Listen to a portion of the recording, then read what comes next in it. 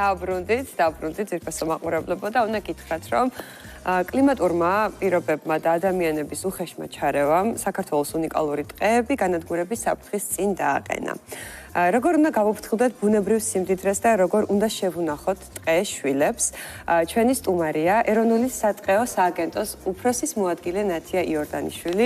მოგესალმებით, ძალიან მადლობა ნამდვილად მნიშვნელოვანი და აქტუალური თემაა დღეს დღეობით და ძალიან საინტერესოა თქვენი საუბარი ამ თემასთან დაკავშირებით. მოგესალმებით, მივესალმები მაყურებელს და პირველ რიგში ძალიან დიდი მადლობა თემით დაინტერესებისთვის.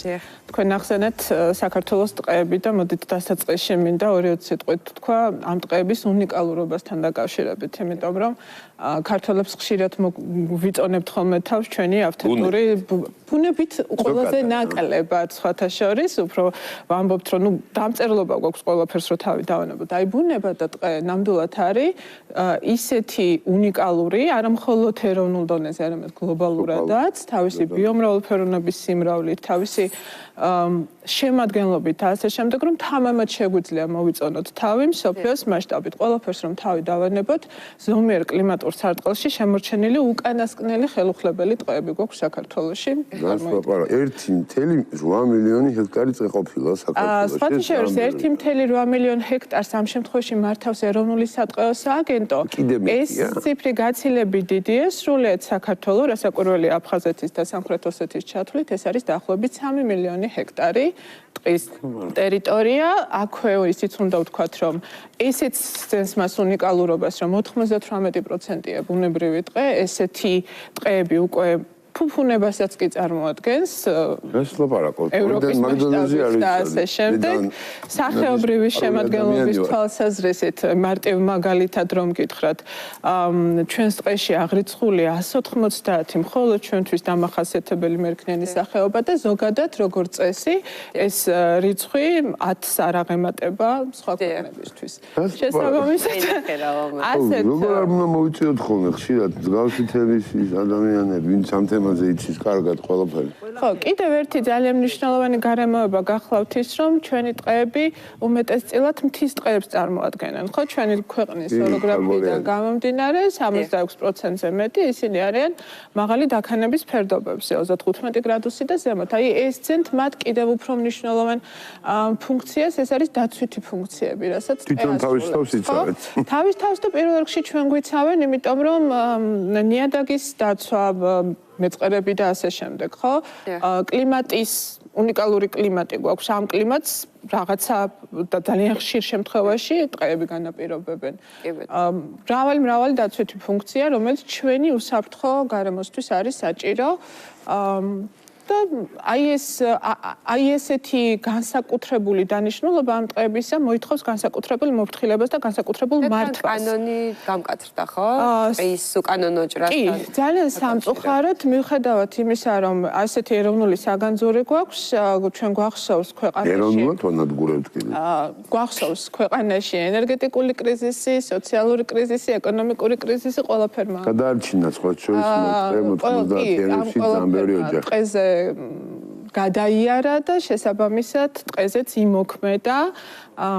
გარემოს დაცვა და სოფლის მეურნეობის სამინისტრომ 2024 წელს გამოსცა ანგარიში, ეს გახლავთ ეროვნული პირველად ჩატარა ტყის ეროვნული აღრიცხვა, როდესაც ხდება ხოლმე ტყეების შეფასება, რაოდენობრივი და ხარისხობრივი მაჩვენებლების.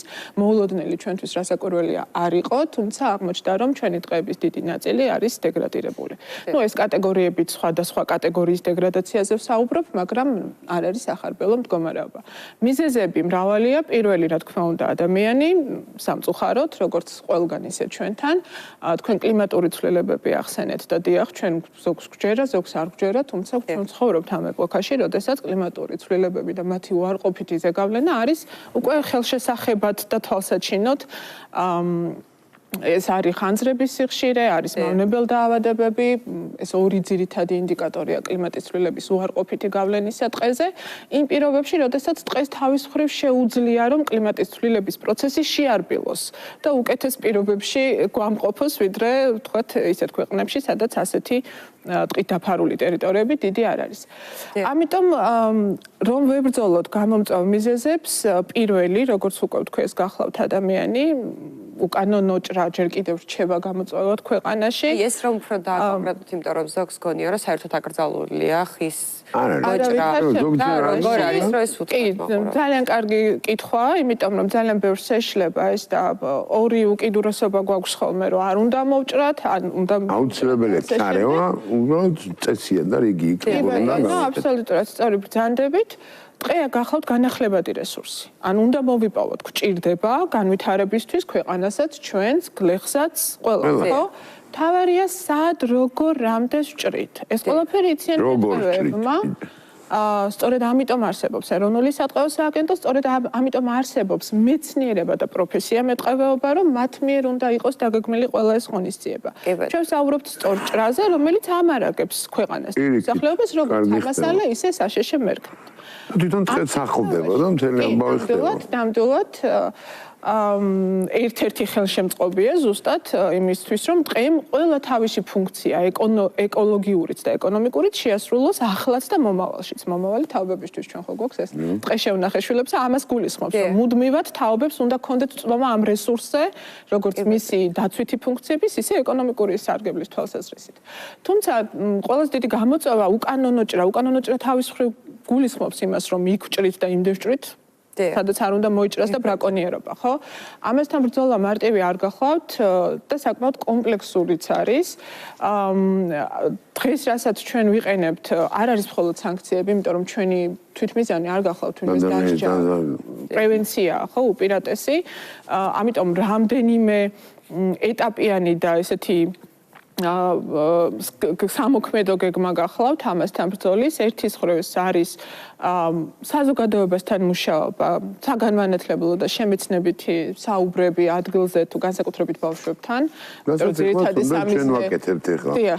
სამიზნე ჯგუფი ბავშვები ამ ნაწილში შეიძლება უფრო იმუშაოს, მაგრამ სამწუხაროდ დასწრული ადამიანების ქცევის და ჩვევის შეცვლას არ ყოფნის მხოლოდ ასეთი მიდგომა და აქ გვიწევს უფრო მკაცრი ჩარევა სანქციების სახით, მორიგჯერ გამკაცრდა სანქციები დღეს ამ წელს მაისის თვეში უკანონო ჭრა მაგალითისთვის რომ გითხრათ ბოლო 9 თვის მონაცემით ხო 600-მდე სამართალდარღვევის ფაქტი იყო ტყეში გამოვლენილი ჩვენის თანამშრომლების მიერ და აქედან უმეტესწილად ეს უკანონო ჭრაზე მოდიოდა და სანქციები ორ ნაწილად იყოფა. ერთი გახლავთ უკანონო ჭრა, როდესაც ადრე 2000 ლარი და 5000 ლარი იყო განმეორებითობის შემთხვევაში და ახლა უკვე განმეორებითი შემთხვევა პირდაპირ ფასდება სისხლის სამართლის დანაშაულად გამკაცრების პირობებში. რაც შეეხება შესაბამისი დოკუმენტაციის გარეშე ხე-ტყის ტრანსპორტირებას, იმიტომ რომ ჩვენ გვაქვს მოწესრიგებული სისტემა, თუ რა დოკუმენტაცია უნდა ახლდეს